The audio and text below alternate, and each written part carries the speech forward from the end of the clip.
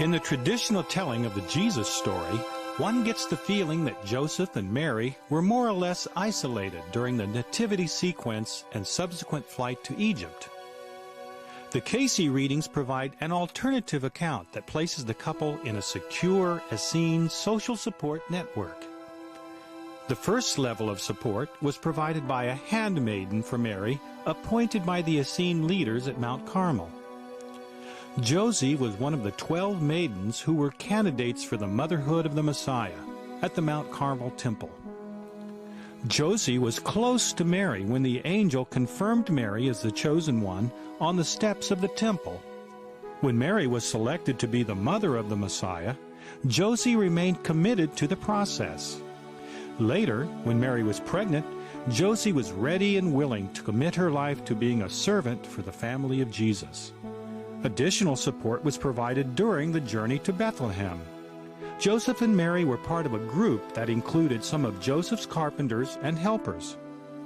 Further layers of support were provided by other Essenes along the way and at Bethlehem. These supporters were less conspicuous as they went about their daily lives, aware of the couple's movements and ready to be of assistance at any moment. Thus, Casey's version of the Nativity presents the Essene movement as fairly extensive and diverse, yet capable of communication and dedicated action as needed. The support network extended well beyond Palestine to Egypt, and eventually to Persia, India, and points beyond when the young Jesus set out on his own to learn from masters in other lands.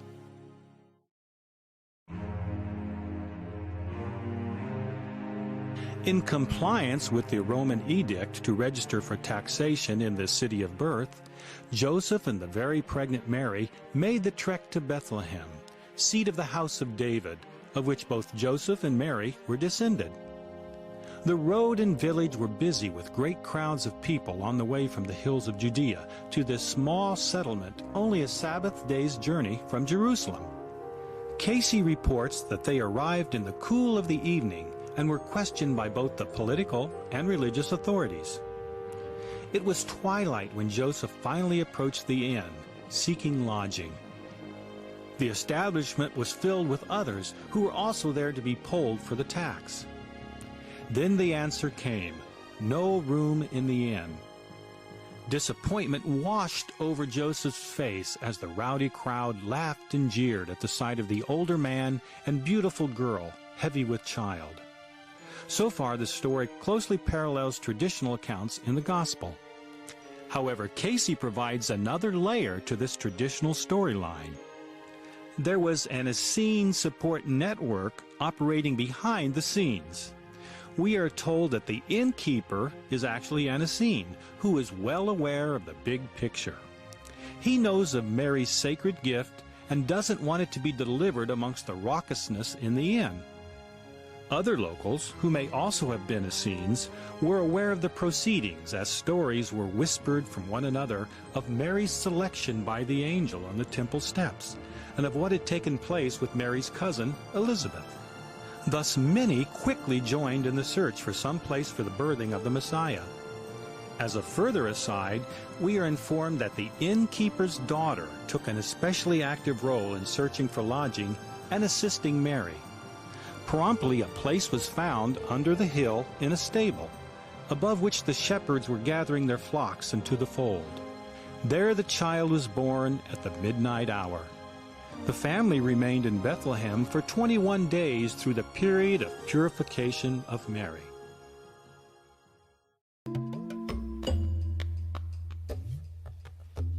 The international and metaphysical dimension of the Essene movement are demonstrated by the arrival of wise men from distant lands. Through astrological studies and psychic attunement, spiritual seekers from Persia, India, and Egypt arrived at Bethlehem to greet the newborn Messiah. Casey provides names for two of the sages who sought out Mary's special child. Guided by astrology and mathematical methods, Aklar brought incense from Persia. Aklar was also instructed by the teaching of the ancient Persians Zend and Yult. Casey asserts that Zend was a previous incarnation of the soul who was born as Jesus. Yult was the incarnation of the soul who became Edgar Casey. So the finely woven fabric of reincarnation and purposeful activity is manifested in this mysterious development. Another of the wise men cited in the readings came from the mountains of India and Arabia. Ashtueel brought frankincense as a gift. According to Casey, Jesus was visited by more than one group of wise men who came from Persia, India, Egypt, Chaldea, and what is now China. The various wise men provided much-needed encouragement for Mary and her support system. Casey affirms the biblical account in which the wise men initially visited Herod to pay homage to the local king before seeking out the newborn.